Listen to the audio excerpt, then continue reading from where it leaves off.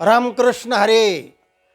मोकं करोति वाचालं पंगुं लंघयते गिरिं यत्कृपातमहं वंदे परमानंद माधवम. सज्जनो, श्रद्धा आंधळी असते का या विषयावर आज आपण चर्चा करणार आहोत. या विषयावरचा आजचा हा भाग आहे. प्रवचन म्हणूया गीतेवरचं. गीतेवरचा श्लोक आहे, आज्ञश्च अश्रद्धधानश्च संशयात्मा विनश्यति नायं लोकोस्ति न परो न सुखम संशयात्मनः. अर्थ, अज्ञा म्हणजे अज्ञानी, च अश्रद्धधानः ज्याची श्रद्धा नाही असा, अश्रद्धावान म्हणू. संशयात्मा विनश्यती, असा जो संशयी आहे, अश्रद्धा आणि अज्ञा असणारा, हे दोन महत्त्वाचे मुद्दे आहेत. असा जो संशयात्मा आहे, विनश्यती, संशयी माणूस नाश पावतो. त्या माणसाला न अयम लोकः अस्ति न परः लोकः अस्ति, त्याला इहलोक आणि परलोक या दोन्ही लोकात कधीही सुख मिळत नाही. न परो सुखम संशयात्मनः, कोणाला? संशयात्म माणसाला. म्हणजे संशय हा सगळ्यात महान शत्रू आहे माणसाचा. तेव्हा हे दोन मुद्दे आपण विचारात घेणार आहोत. एक तर पहिला आहे अज्ञा, म्हणजे अज्ञानी. त्याला आपण बऱ्याच वेळेला काय होतं, श्रद्धा अंधश्रद्धा, अंधश्रद्धा निर्मूलन असे शब्द आपण वापरतो. तेव्हा खरंच अंधश्रद्धा असते का?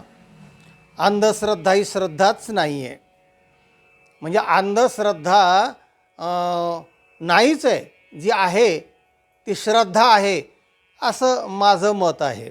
तेव्हा कसं ते आहे की अंधश्रद्धा आपण कशाला म्हणतो, की जी श्रद्धा ठेवली असताना काही दिवसांनी आपण फसतो, आपली फसवणूक होते, किंवा चुकीचं आपण केलं असं आपल्याला नंतर उघडकीस येतं, आणि मग आपण ते म्हणतो काय अंधश्रद्धा माणूस आहे म्हणून तो फसला आहेस, अरे कशावरही श्रद्धा ठेवतोस तो, त्याला आपण अंधश्रद्धा असं म्हणतो. तर श्रद्धा ही आंधळी नसते, हा मुद्दा आहे. त्याच्यावर थोडंसं विवेचन करूया. आणि दुसरा एक मुद्दा आहे संशयात्मा विनश्यती. या दोन मुद्द्यावर आपण 10 मिनिटांमध्ये संपूया. तर अश्रद्धा ही असू शकते, पण म्हणजे ज्याला अंधश्रद्धा आपण म्हणतो ती मात्र नाही. उदाहरणार्थ, एखादी आई असते आणि ती काम करत असताना तिचं लहान मुलं तिला छळतं, म्हणून ती काय म्हणते, गोम्या ग बस, बागुलबाला बोलू का, भोकाडीला बोलू का. आणि मग ते मुलगं भोकाड वासायचं थांबतं. म्हणजे त्याला भीती दाखवते. आणि बागुलबा किंवा भोकाडी हे कधी नाहीच आहे हे त्या आईला माहिती आहे, पण त्या मुलाला माहिती नाही आहे. आणि म्हणून ते गप्प बसतं. त्याची कल्पना असते की भोकाडी आहे, बागुलबा येईल, बोलू का म्हणलं की ते गप्प बसतं. तेव्हा आईला काम व्हावं, कामात प्रतिबंध येऊ नये म्हणून ती बागुलबाची भीती दाखवीत असते. तिने बागुलबा तयार केला आहे कशाकरता? मुलाला थांबवण्यासाठी, गप्प बसण्यासाठी आणि आपलं काम सुरळीत होण्यासाठी. म्हणून तिने ते एक भूत बागुलबाचं उभा केलेलं असतं. तेव्हा अज्ञानाचं जे आहे त्याला अज्ञान आहे त्याविषयी, त्या अंधश्रद्धा असं नाही म्हणता येत. त्याला चांगलं उदाहरण द्यायचं म्हणजे की शाळेमध्ये, विशेष करून प्राथमिक शाळेमध्ये ज्या कथा कविता असतात ना, तर कथा कविता असतात, काही संवाद असतात. तर ते कावळा चिमणीशी बोलतो की माझं घर शेणाचं तुझं घर मेणाचं वगैरे असा संवाद असतो. खरंच कावळा चिमणीला बोलतो का? नाही बोलत. चांदोमा चांदोमा लपतोस का, ढगाच्या आडून बघतोस का, अशा काही कविता असतात. खरंच चांदोमामा असतो का आणि तो ढगाच्या आडून आपल्याकडे बघतो का? किंवा सर आली धावून मडके गेले वाहून, अशा काही कविता असतात.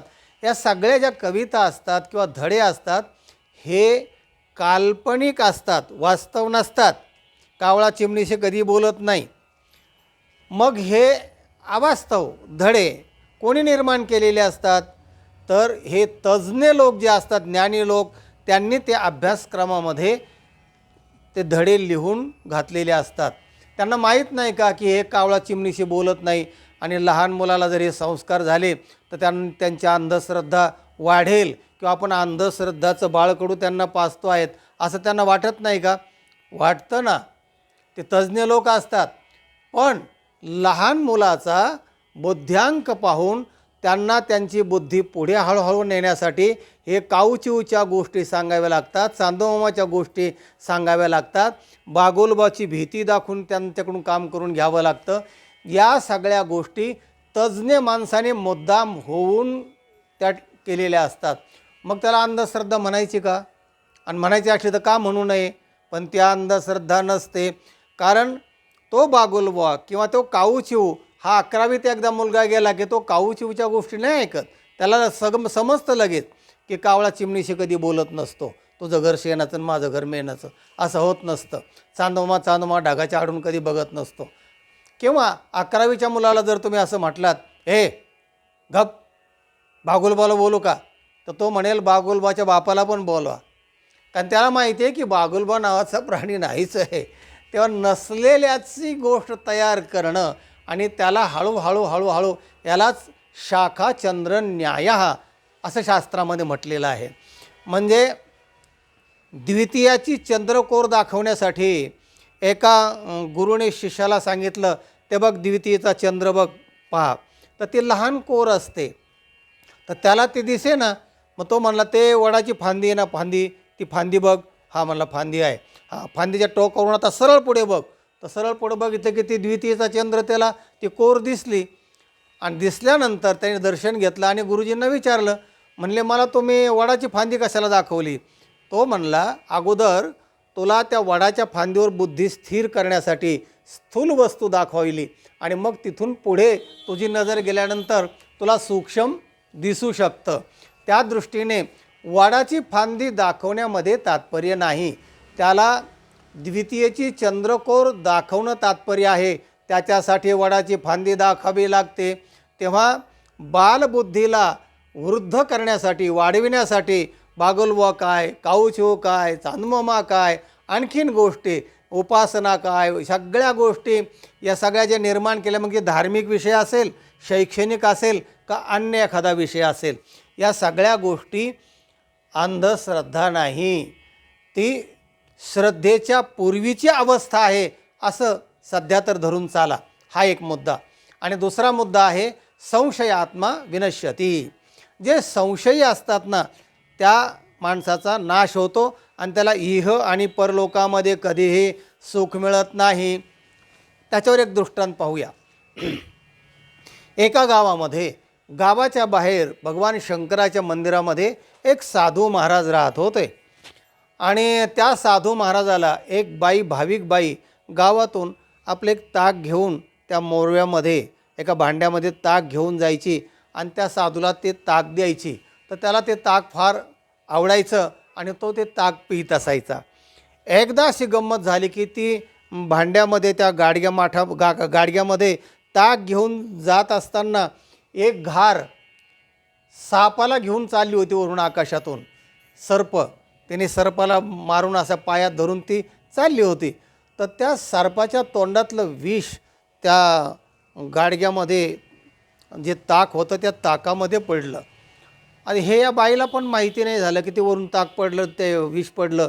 ते गेली, त्या साधू महाराजाला ते गाडगं पुढं केलं, त्याने ते घेतलं, घटा तो ताक प्याला आणि थोड्याच वेळामध्ये डोळे वाटारून मेल्यानंतर तोपर्यंत ती बाई निघून गेली होती. त्याला मरायला काही सेकंद, काही मिनटं लागले. ते गेल्यानंतर ती साधू महाराज मेलेली बातमी सगळ्या गावभर पसरली आणि मग काय लोकांच्या चर्चा सुरू झाल्या. अरे बापरे, साधू महाराज मेलं की रे, चांगलं होतं की. आणि मग हे पारावर बसणारे जे गप्पाष्टकवाले असतात ना, हे कुट्याळ मंडळ, ते असंच असतं. अगदी पहिल्यापासूनही आता आहेत आणि ते पुढेही राहणार, निंदा करणार, संशय घेणार. आणि त्यांनी त्या बाईवर संशय व्यक्त केला. अरे म्हणले, ती बाई नाही का आपली गंगूबाई, तिने अरे त्या साधूला ताक पाजलं असेल विष घालून आणि ती मेलं. त्याच्या चांदीच्या खडावा होत्या ना, त्या खडावा पण आता म्हणाले दिसत नाही आहेत. आणि काहीतरी आपल्याला तर संशय येतो बाबा. आणि दुसरा तिसरा अशा नाना प्रकारच्या चर्चा सुरू झाल्या. सुरू झाल्यानंतर या साधूचा जीवात्मा स्वर्गामध्ये गेला आणि स्वर्गामध्ये तिथे न्यायालय आहे. त्याची जमा नावे पाप पुण्याचं तिथे त्याचा हिशोब केला जातो आणि त्याप्रमाणे त्याला पुढे जन्म मृत्यूचा घालावं लागतं. नरकात पाठवतात किंवा चांगल्या लोकांना पाठवतात किंवा चांगल्या जन्माला त्या पाप पुण्य ठरत असतं. तर तिथे याचे सगळं ते जमा नावे पत्रक काढलं साधूचं की साधूने आत्महत्या का केली, का ताक पिऊन मेला हा साधू. तर आत्महत्या करणं तर पंचमहापातकापैकी एक पातक आहे. तेव्हा त्या सभेमध्ये म्हणजे यमराजाच्या सभेमध्ये पहिलं हे कोर्ट असतात, नंतर दुसरा कोर्ट, तिसरं कोर्ट, पार भगवान विष्णूपर्यंत हे प्रकरण जाऊ शकतं. त्याप्रमाणे तिथे सुरू झालं, तिथे युक्तिवाद सुरू झाला आणि मग या साधूने आत्महत्या केली. त्यामुळे या साधूला नरकात घाला, आत्महत्या करणं पाप आहे. तर दुसरा उठले, काही संत तिथे असतात, काही तज्ज्ञ लोक असतात. त्यांनी लगेच उठला एक जण, म्हणला ऑब्जेक्शन. म्हणले का? म्हणले साधू काय वैतागलेला नव्हता आणि त्याला माहीत नाही की या ताकामध्ये विष आहे की काय. तो बिचारा ताक आहे, ताक पेला नेहमीप्रमाणे, त्यामुळे त्याला जबाबदार धरता येणार नाही. तेव्हा म्हणाले मग म्हणले याला निर्दोष सोडा. मग दुसरा म्हणा मग काय करायचं? म्हणले हे जे पाप जे झाले त्याची जबाबदारी कोणावर द्यायची मग? तर एक म्हणाले त्या बाईवर द्या. बाईनेच विष घालून साधूला मारलं. तिसरा उठला, मला ऑब्जेक्शन. म्हणले का? म्हणले बाई भाविक होती, अनेक दिवस ती ताक साधू महाराजांना नेत होती. तिला माहिती नाही की घारीने वरून ते विष त्या घारीचं त्या सापाच्या तोंडातून पडले ताकामध्ये म्हणून. तेव्हा ती सरळ होती, तिचा उद्देश तसा नव्हता. त्यामुळे हे न्यायोचित होणार नाही तिला शिक्षा देणं किंवा तिच्या खात्यावर पाप नोंदणं. मग काय करायचं? म्हणले सापाला जबाबदार धरा, त्याच्या तोंडातून विष पडलं. तिसरा म्हणला ऑब्जेक्शन. अरे साप त्या ते घारीचं खाद्य म्हणून त्याला काय माहिती आहे खाली साधू आहे का, तो साधूला मारायचा त्याचा उद्देश नव्हता. त्यामुळे सापाच्या खात्यावर हे पाप नोंदता येणार नाही. म्हणजे घारीच्या याच्यावर नोंदा. म्हणले घार खाद्य घेऊन चालली होती, साधूला मारण्याचं तिच्यावर पण उद्देश नव्हता, तिच्या खात्यावर पाप नोंदता येणार नाही. असं सारखं ते युक्तिवाद सुरू झाला. आणि मग काय करायचं? पापाची संगती लागेल ना, कोणाच्या नावावर हे पाप नोंदायचं? तर मग समिती नेमली आणि समिती नेमल्यानंतर स्वतः यमराज स्वतः त्या समितीचे अध्यक्ष आणि मग चित्रगुप्तांना बरोबर घेऊन प्रत्यक्ष जिथे घटना घडली तिथे हे सगळं समिती मंडळ आलं आणि गुप्त रूपाने ती चौकशी सुरू केली. साधू महाराज कुठं राहत होता, ताक कसं प्याला, कोणी दिलं, किती दिवस दिलं, हे सगळं पाहत असताना आणि मग हे पाप कोणाच्या माथ्यावर मारता येईल त्याच्याविषयी ती समिती होती. झालं असे पाहत असताना त्या पारावरती गप्पा, अष्टक लोक होतेच ते गप्पा मारणारे, त्यांच्या गप्पा चालल्या होत्या. यांनी ते ऐकलं. अरे म्हणले ऐका बरं यांच्या गप्पा काय चालले, याच्यातून आपल्याला काय मिळतो आहे का, धागे दोरे बघा. तर त्यांची चर्चा हीच होती. अरे ती गंगूबाई ना ते भयानक तिने केलं व साधू महाराजांचे म्हणजे ताक पाजलं वगैरे काय, आपल्याला हे सगळे गप्पा त्यांनी बारकाईने ऐकल्या.